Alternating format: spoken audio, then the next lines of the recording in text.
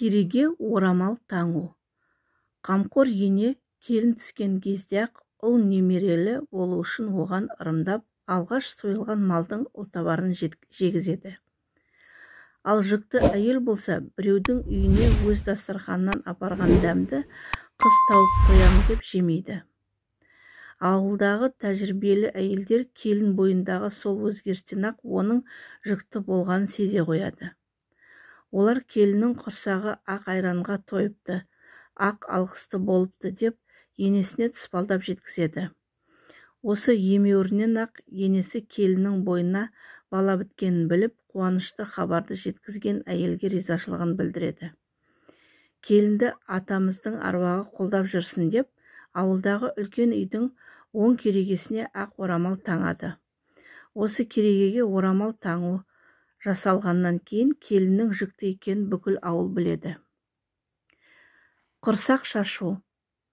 Егер жас келіншектің асқа тәбеті шашпай жиі лоқсып, құсып жүргенін байқаса, оны қазақтар жерік болу деп атайды.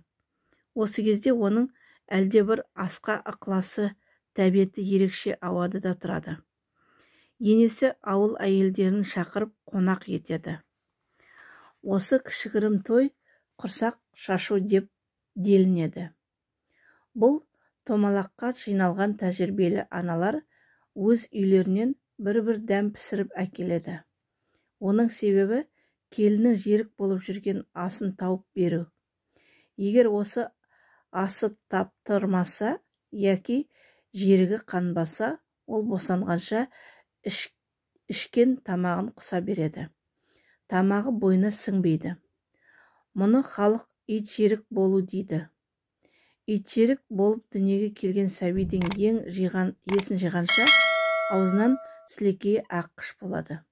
Жолбарыстың жүрегіне, аюдың етіне, бүркіттің миына жерік болған әйелдерден болашақ алып батырлар, ерен ойшылдар туатындығы туралы көптеген аңыздар ел ішінде әлі күнге дейін сақталған.